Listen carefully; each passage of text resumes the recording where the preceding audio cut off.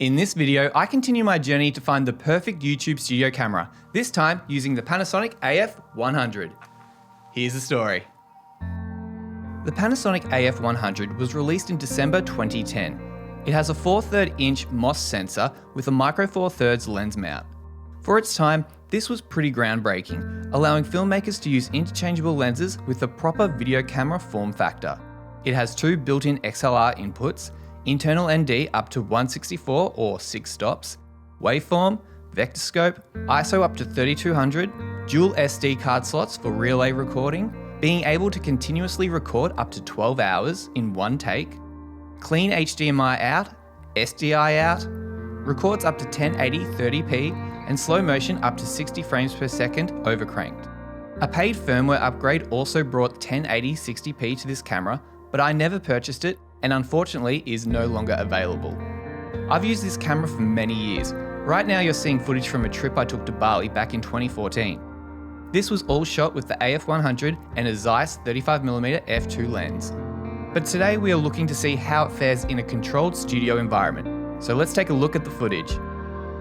And here's the footage in the studio. We are currently shooting at 1080 25p. The ISO is set to 400, which is the native ISO for this camera. Now, right now we're recording in autofocus and auto iris. And the reason that we're doing this is because this camera actually has face tracking. And I never knew anything about this feature because for the majority of the life of this camera, I used manual Zeiss lenses on it. I never really used the native lenses which attach to the camera.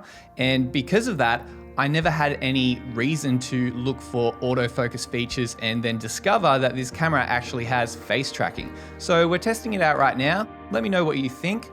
Is it doing a good job? Is this something that might work for you in your studio space?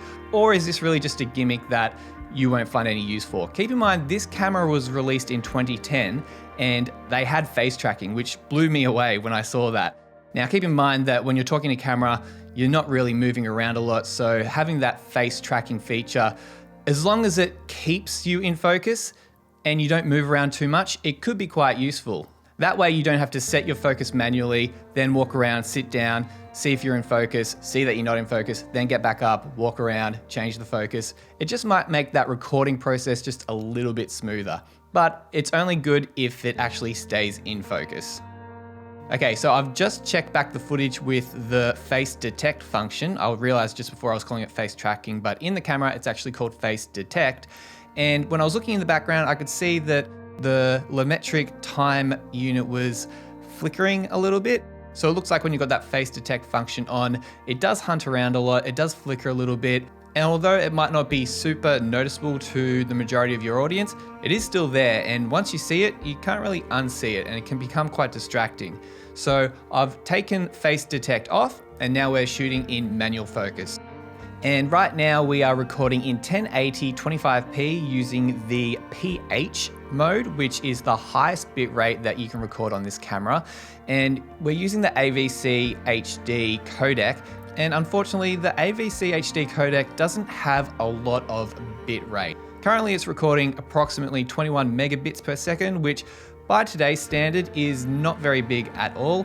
Broadcast standard is 50 megabits per second, and a lot of cameras these days record at 100 megabits per second, 200 megabits per second, and the bigger the number just means the bigger the file size and the more you can possibly do in post-production with editing colors and pushing the image around and stuff like that. So these files, although they are quite small, don't give you a lot of room for editing in post by today's standards. You can still do a little bit. It is 8-bit as well, so it's not 10-bit, so you are quite restricted with this camera. The best advice I can give to you while using this camera is to try to dial in the look as much as possible in camera. So when you get to the editing suite, you don't really need to push and pull those colors around to get the image that you want. So expose correctly, have the white balance set correctly, and try to dial in those settings as much as possible in camera before you get to the editing suite. The great thing about this camera is there are a lot of options for you to dial in that look. You can change how much sharpness there is, how much detail there is. You can change colors and different picture profiles as well, which we'll go through shortly. So there is a lot of customization in the camera itself, so you don't have to just shoot a super flat profile in the camera and then expect to go to the editing suite and push and pull those colors to get an image that you want. So talking about those settings, right now we're shooting on the gamma setting B press and also the color matrix norm 2. Now I did some research online and apparently these settings are supposed to give you the cleanest image, the least amount of noise when shooting with the AF100. Typically when I was shooting with this camera, I would use the Gamma Cine D because that was the most cinematic style, or so I was told. And I wanted that cinematic look, so I would record in Cine D. But unfortunately, that's the noisiest image that this camera produces. In some cases, having that noise inside that cinematic look might be okay for you. And for other people, that might be a complete deal breaker. Also another note, I have done a custom white balance. So the footage that you saw before was set on a 5.6 preset white balance. Now I'm set on a custom white balance because when I looked at the footage before, I thought it looked a little bit orange. So hopefully the custom white balance has fixed it a little bit. And now let's look and see what Cine D looks like. And now we're in the Cine D Gamma style. And as you can see, the image is a little flatter. And the reason for this is so when you get into the editing suite, you can push and pull those colors around a bit more, add some contrast, change the colors a little bit to get that cinematic look. As I was saying before, with an 8-bit camera like the AF100, you don't really want to be pushing and pulling those colors around too much. If you can get that baked in look out of the camera as close as possible, that is ideal for this particular camera setup, in my opinion. Now in the settings, I've turned down the detail to -5. I've also turned down the V detail to -5, and I've set everything else to 0 or off. And the reason I've done this is because I find that when you do have detail added in this camera, it can make it look a little bit more video-ish and not as smooth as you want the footage to look. So that's something to keep in mind with this camera. You need to really go through the settings, know what you're changing, and kind of figure out what kind of image you want to have as well. So I've left a link in the description to a website that goes through all those settings and lets you know what they actually do. So hopefully you'll be able to go through those settings, see what they all do, and then change the scene file so it can line up to what it is that you're wanting to create visually. A few things I really like about this camera is it comes with an included AC adapter. So currently right now I've got this camera plugged into the wall and I don't need to worry about battery life, which is really handy. Also, the camera does come with a remote, so I could be sitting here and hitting record, start and stop. I don't have to get up, hit record, sit back down, all that kind of stuff. But unfortunately, I don't know where my remote is. I've seemed to have misplaced it. So the function is there, but the remote isn't. So if you do get this camera, make sure that you pick it up with the remote if that's something that you want to be able to utilize.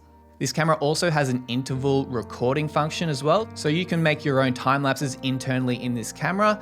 It doesn't really compare to what you can get out of a DSLR or a mirrorless camera, but the function is still there and you can record frames with increments of 1 second, 10 seconds, 30 seconds, 1 minute, 2 minutes, and that's it. It also has a 3-second pre-record function, so if you've got the camera turned on and then you hit record, 3 seconds before you hit record will also be included in that file. This can be really handy if you're waiting for something to happen. So instead of hitting record and then just burning through SD card space or just having a whole bunch of extra footage that you need to go through in the edit later, you can just have your camera pointed at whatever it is that you're waiting for, and then as soon as you see it happen, hit record, and then 3 seconds before that, you know that you've got it recorded. My biggest complaint with this camera is that it only shoots 8-bit 420, so that's not a lot of color space to work with, and unfortunately by today's standards, it does fall short by quite a bit. But if you're just recording talking head stuff to camera, you might not really need to have that 10-bit 422 color space. It's nice to have, but at the end of the day, if you don't need it, then this camera could be a viable option for you. So what do you think of the video quality from the Panasonic AF100? Does it live up to your expectations, or are you expecting a little bit more? Let me know in the comments. So overall, is this the perfect YouTube studio camera? No, it's not. It doesn't shoot 4K, which is one of the things that I look for, and it doesn't have great autofocus as well. It does pretty much have an unlimited recording time limit. If you look in the manual, it says it records up to 12 hours, and I'm not recording pieces to camera for more than 12 hours. So essentially it's a no recording time limit, which is great. You can power the camera directly from the wall, so you don't have to really worry about batteries as well. It has a flip screen, so I can actually monitor myself from the camera, but it also has a full HDMI out, so I can have an external recorder in front of me, just a little bit bigger, so I can see if I'm in focus or not. It also has a red tally light as well, which lets me know that the camera is indeed recording, which is pretty handy. And it also has a lot of options for you to customize the image that you're getting straight out of camera. And if that's something that you're interested in, that can be a great benefit. But for a camera that came out in 2010, this is still quite impressive. Now, yes, there are a lot of more modern cameras that do beat this camera in image quality. Even the GH4, which I've just previously reviewed for this series, does produce a nicer image than this camera. But if this camera does live up to the image quality that you're expecting out of your camera, then this might be a win for you. And that'll do it for this video. If you found it helpful, please give it a like. And if you haven't already, please consider subscribing to this channel for more videos on content creation in the future.